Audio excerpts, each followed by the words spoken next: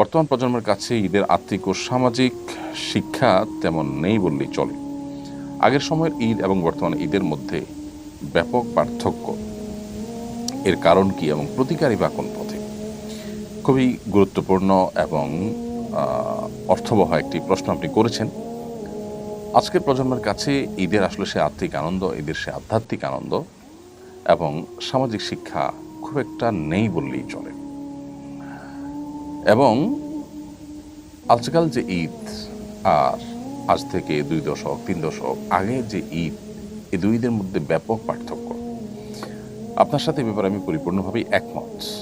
এখন এর কারণ এবং প্রতিকারের আলোচনা যদি আমরা যাই, তাহলে আমরা একটু থেমে পেছনে যাব। সেটা হলো, শুধু ঈদ কেন, আমাদের প্রতিবেশীদের সাথে আমাদের সুসম্পর্কের কথা যদি আমরা বলি, বাবা মায়ের প্রতি শ্রদ্ধাশীলতা, দায়িত্বশীলতার কথা যদি বলি, ভাই বোন পরস্পরকে স্নেহ করা, ভালোবাসা, শ্রদ্ধা করা, দায়িত্বশীলতা, এক্ষেত্রে যদি বলি, স্বামী স্ত্রীর মধ্যকার ভালোবাসার কথা যদি বলি, কোন দিকটা আর আগের মতো আমরা আছি?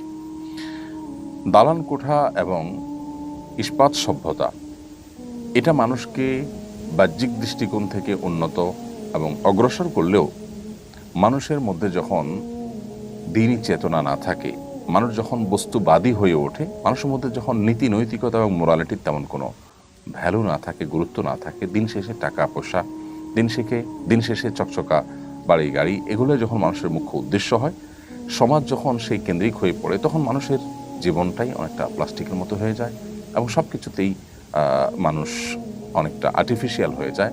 মানুষের সে প্রাণ, মানুষের ভালোবাসার মধ্যে সে প্রাণ, সে আধ্যাত্মিকতা, সেই আবেগ আর আসলে সেভাবে থাকে না। যার ফলশ্রুতিতে আমরা ঈদের মধ্যে শুধু কেন, অন্য সব ক্ষেত্রেই এই অধঃপতন দেখতে পাচ্ছি। উত্তরণের উপায় কি? উত্তরণের উপায় হলো, আমাদের প্রত্যেকটা মানুষকে সংগ্রাম চালাতে হবে। পৃথিবীর অন্যান্য দেশের মতো আমরা এগিয়ে যেতে চাই জাগতিক এবং বস্তুগত দিক থেকে, কিন্তু আমাদের মোরালিটির জায়গাটা, আমাদের নীতিনৈতিকতার জায়গাটা, আমাদের ধর্মীয় জায়গাটা, আমাদের আদর্শের জায়গাটাতে কোনো প্রকার কম্প্রোমাইজ করে নয়।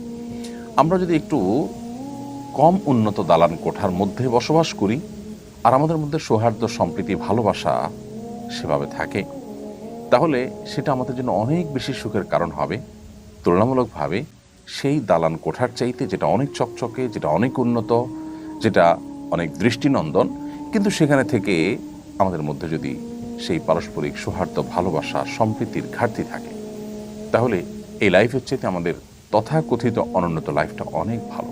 আমরা উন্নত হতে চাই, আবারও বলি, সেটার পথে আমরা অগ্রসর হই, কোনো অসুবিধা নেই, কিন্তু আমাদের নীতিনৈতিকতার জায়গাটাতে আমাদের নো কম্প্রোমাইজের লেভেলে যাওয়া উচিত। আমাদের সমাজে একটা শ্রেণী মানুষ আমাদেরকে বস্তুগত উন্নতির দিকে অগ্রসর করার জন্য উদ্বুদ্ধ করছে, একই সাথে আমাদের মোরাল দিকটাকে ভেঙে ফেলার চেষ্টাও চলছে। এটার বিরুদ্ধে আমাদের যুদ্ধ চালাতে হবে, সংগ্রাম চালাতে হবে এবং নিজেদের মধ্যে সেটার চর্চা বাড়াতে হবে ইনশাআল্লাহ বিদিল্লাহ। তাহলে আমরা পূর্বের সে প্রাণ আবারও খুঁজে পাবো। আল্লাহ আমাদের সে তৌফিক দান করুন।